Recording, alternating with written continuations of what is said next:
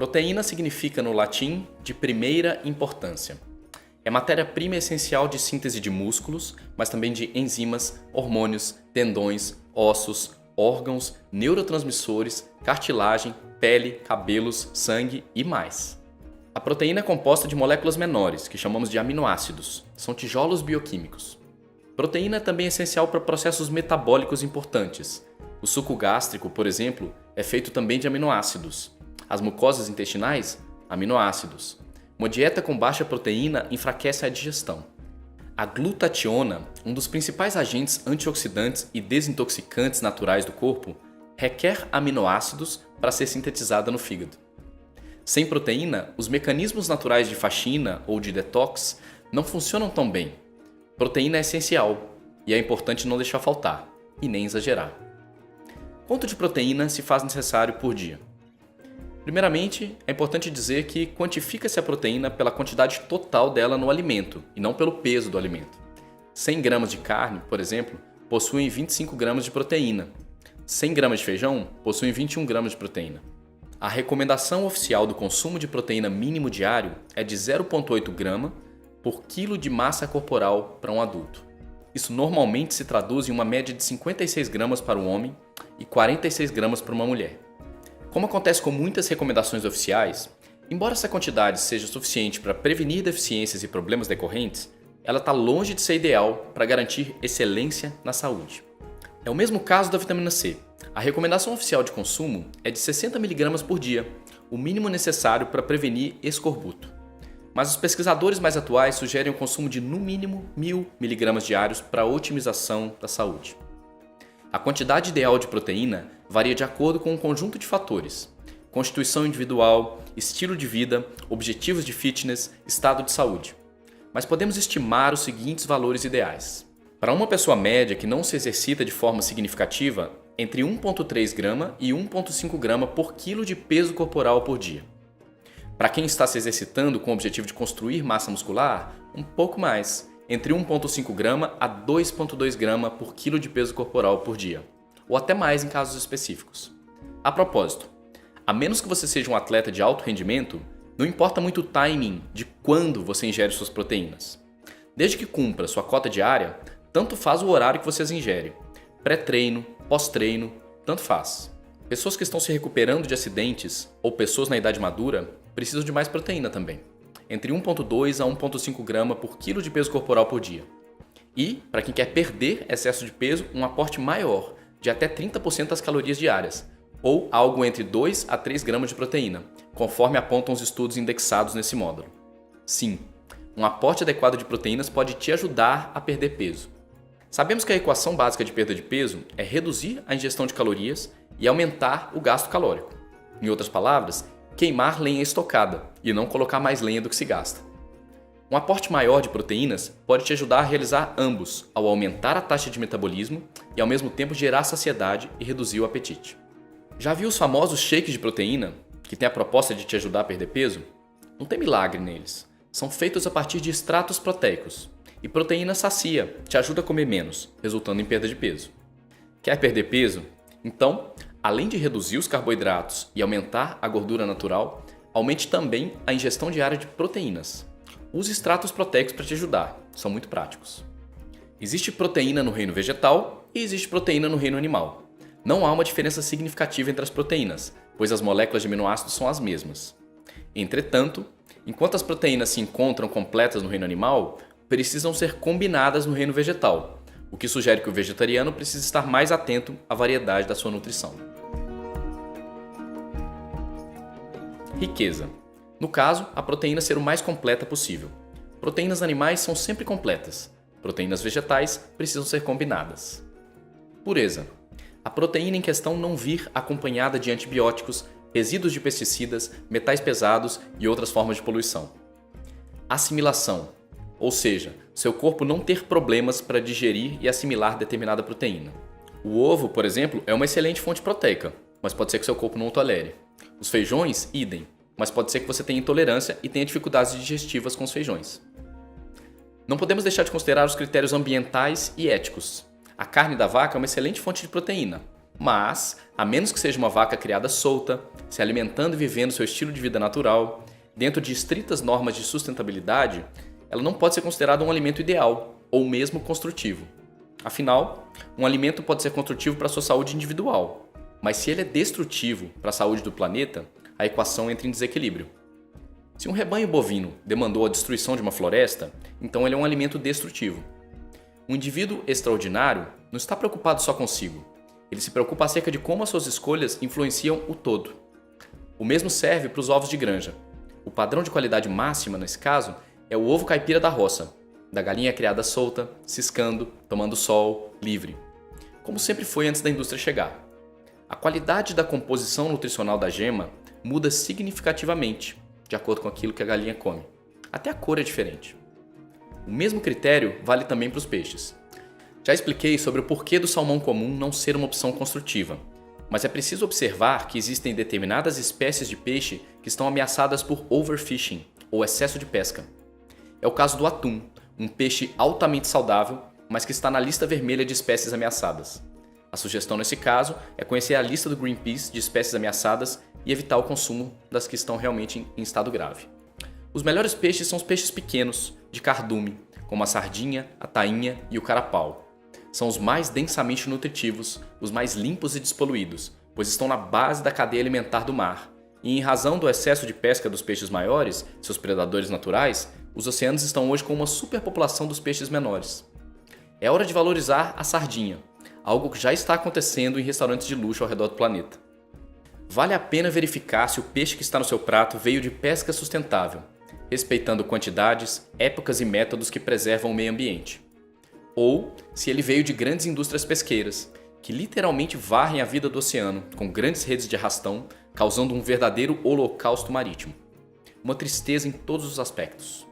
Não consigo ver desequilíbrio no índio ou no pequeno pescador que extrai da natureza seu sustento, ou no pequeno fazendeiro que tem suas vacas e porcos e deles extrai nutrição e elementos importantes.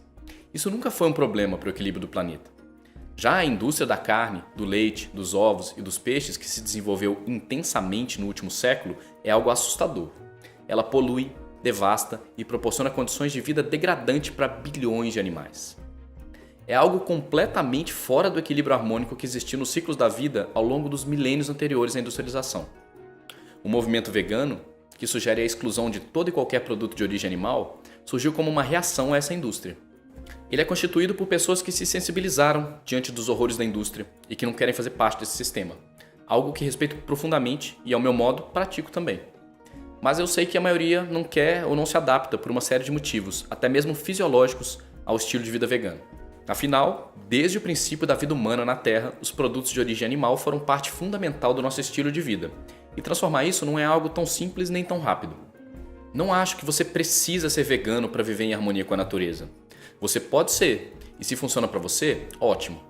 Mas também é possível ser onívoro com critérios, que é o que eu pessoalmente pratico e é o que sinto que se encaixa melhor com a minha individualidade. Esse é um assunto importante e cheio de nuances, as quais eu pretendo abordar no módulo específico sobre vegetarianismo e onivorismo. Desde já, te respondo o mais importante: como estimular a importante transformação desse tipo de indústria? Primeiramente, conscientizando-se. Depois, fazendo questão de praticar os critérios que eu estou mencionando. Faça questão de conhecer a origem do seu alimento. Opte por aquilo que causa menos dano. Saúde verdadeira e integral também leva em consideração a saúde da nossa casa, do nosso planeta. Nenhuma felicidade é plena quando não considera a felicidade coletiva. Cada escolha que você faz, consciente ou inconscientemente, impacta o mundo. Considerando os critérios de riqueza, pureza e assimilação, e considerando que vieram de fontes sustentáveis e éticas, as melhores proteínas animais são peixes selvagens, são leves e extremamente ricos e, de acordo com as pesquisas recentes, são mais saudáveis do que a carne vermelha e estimulam a longevidade. Whey protein cru e não processado, integral, é um extrato do soro do leite, aquilo que sobra quando extraímos o queijo, uma proteína completa e de fácil assimilação, prática e perfeita para quem não tem alto grau de intolerância. Temos na Pura Vida uma incrível, de vacas criadas soltas, extraída a frio, sem qualquer aditivo. Queijos amarelos e duros, de boa origem, desde que você não tenha intolerâncias. São excelentes opções e muito mais fáceis de digerir do que os queijos brancos. É isso mesmo, Devido ao fato de terem sido longamente fermentados e pré-digeridos por bactérias probióticas, queijos como o parmesão ou o curado da Serra da Canastra possuem bem menos lactose e bem menos caseína intacta, os dois elementos de difícil digestão do leite. Assim, enquanto o queijo branco, o cottage e a ricota podem demorar até 8 horas para serem digeridos, os queijos firmes e amarelos são digeridos entre 45 minutos e 2 horas. Mais leves, mais nutritivos e mais saborosos também. Entendeu por que os franceses só comem queijo curado? Eles inventaram os queijos. Com certeza eles sabem o que estão fazendo. O mito do queijo branco nasceu do mesmo celeiro de onde surgiu o mito de que devemos evitar gordura alimentar. Quando você reconhece o valor da gordura natural, você perde a culpa de comer queijos curados. Outra excelente fonte de proteína animal são os ovos inteiros. Jamais descarte a gema, ela é a riqueza principal do ovo, mas a proteína está mais concentrada na clara. Aves criadas soltas também são boas opções. Não despreze, nesse caso, a pele do frango orgânico caipira. Ela é fonte de colágeno e gordura boa. Carnes diversas são, ao contrário daquilo que aprendemos, saudáveis quando consumidas com moderação. Todas as partes do animal são úteis e ricas, não só em proteína, mas em vários elementos importantes para a saúde, como minerais, vitaminas, gorduras essenciais e até a rara e importante coenzima Q10, necessária para os processos de energização do corpo a partir das mitocôndrias. Dentre as carnes, destaque para os órgãos, que são densamente nutritivos, como o fígado, e para cartilagem e ossos, que quando cozidos liberam um tipo de proteína extremamente leve, completo e de fácil absorção. É por isso que nossos ancestrais cozinhavam lentamente ossos e carcaças para obter os caldos, que eram usados para nutrir enfermos, idosos, crianças ou pessoas com dificuldades digestivas, com intestinos irritados. É uma proteína de baixo peso molecular que o corpo absorve sem esforço. Compramos isso pronto em pó com o nome de colágeno hidrolisado, uma fonte de proteína. Dito isso, a carne vermelha não é imprescindível, e quem se alimenta de peixes não precisa comer carne vermelha, e em geral se sente mais leve. Mas, embora não esteja diretamente ligado aos problemas cardíacos, como nos foi ensinado erroneamente, existem estudos recentes que sugerem um impacto da carne vermelha nos telômeros, a parte do DNA que determina a longevidade celular do corpo. Por esses motivos, recomendo que se você é onívoro, que você siga a recomendação do governo da Alemanha, que por motivos ambientais e também de saúde, sugere que o consumo de carne vermelha seja restrito aos finais de semana e dias de festa. Se você é onívoro, pode se alegrar ao descobrir que a gordura da picanha, ou mesmo o próprio bacon, não são alimentos ruins ou maléficos quando de boa origem. Bacon artesanal é mais uma fonte de gordura natural. Se o porco viveu seu estilo de vida natural e o bacon foi curado artesanalmente, sem os químicos da grande indústria, ele pode ser considerado um alimento construtivo. Surpreendente, né? Pois é. A maioria dos problemas associados ao consumo de produtos de origem animal está relacionado à indústria. Ecologia nunca foi um problema para os nossos ancestrais, que viviam num mundo de poucas centenas de milhares de humanos, mas é um problema considerável nessa era de bilhões de habitantes. Em cada época, um set de critérios. Até por isso, pesquisadores, nutricionistas e ambientalistas têm sugerido com cada vez mais ênfase que todos façam um movimento na direção de ampliar a ingestão de proteínas vegetais e outras fontes alternativas. As melhores proteínas vegetais são, na verdade, uma combinação de diferentes proteínas.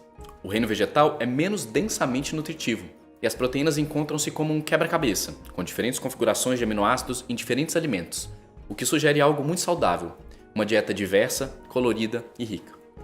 As proteínas vegetais se encontram mais concentradas nos feijões e em sementes oleaginosas, como a semente de abóbora, de girassol, chia e linhaça.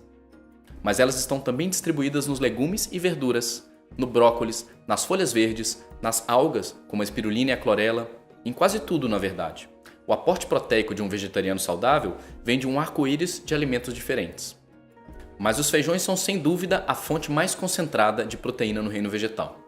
Feijões são alimentos excelentes, ricos não só em proteína, mas em boas fibras alimentares. Possuem algum carboidrato, mas é um tipo de carboidrato de absorção lenta, que alguns pesquisadores chamam de slow carb. Podem e devem fazer parte de uma dieta saudável, desde que a sua digestão esteja de acordo com os feijões. Hipócrates, o pai da medicina e autor da frase "faça do seu alimento o seu remédio", costuma dizer que os feijões são alimentos tão ricos que poderíamos viver somente deles, se não carregassem consigo tantos toxinas, tantos antinutrientes. Essas substâncias realmente podem intoxicar ou no mínimo deixar sua digestão pesada e você com muitos gases. Uma dica importante para reduzir essas toxinas de qualquer tipo de feijão, incluindo as lentilhas e o grão de bico, é deixá-los de molho por um período entre 24 e 72 horas em água com uma colher de sopa de vinagre dentro da geladeira. Após esse período, lavar bem para eliminar substâncias que saem da água e cozinhar normalmente. Quer melhorar ainda mais? Adicione cominho e louro, ervas que diminuem ainda mais a formação de gases. Se com tudo isso os feijões ainda lhe pesarem e formarem gases, então os feijões não são para você. A clássica combinação de arroz com feijão oferece uma soma completa de aminoácidos, mas isso sairia do âmbito do low carb para os que estão operando dentro dessa rota de queima de gordura. Nesse caso, minha sugestão seria você usar pouco arroz e muito feijão. Ou não usar o arroz, combinando o feijão com legumes de baixo amido. Também funciona. Os feijões são desses alimentos que costumam acumular alto índice de pesticidas. Vale a pena comprar orgânico. Você pode usar extratos proteicos vegetais, como a Veg Proteína Orgânica da Pura Vida, que é um extrato somente de proteína de ervilha, um tipo de feijão, e do arroz integral germinado e fermentado, sem carboidratos. É uma das melhores combinações de proteína vegetal, muito prática de usar, que fica bem agradável em sopas, pães e receitas salgadas em geral. Outra opção é o extrato proteico da castanha do Pará, que chamamos de nut proteína. A única opção que eu realmente não recomendo de proteína vegetal é a soja, por um montante de razões que eu enumero no material sobre a soja, também disponível na área de materiais didáticos.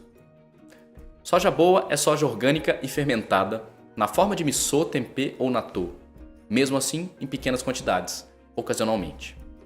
Fuja da soja industrial em suas muitas formas: carne de soja, leite de soja, salgadinhos de soja e outras invencionices indigestas da era industrial. Bom, dito tudo isso, não é difícil para uma pessoa saudável obter a proteína necessária dentro de uma dieta equilibrada. Mas dependendo do estilo de vida, da meta e das restrições alimentares, vale a pena estar sempre atento. Estou ingerindo alimentos proteicos em cada refeição? Preciso complementar alguma refeição com o meu extrato proteico favorito? Vale a pena se fazer esse tipo de pergunta. E também vale a pena não exagerar. Alguns estudos sugerem que excesso de proteína, mais de 3 gramas por quilo de peso corporal por dia, pode acelerar os mecanismos de envelhecimento do corpo.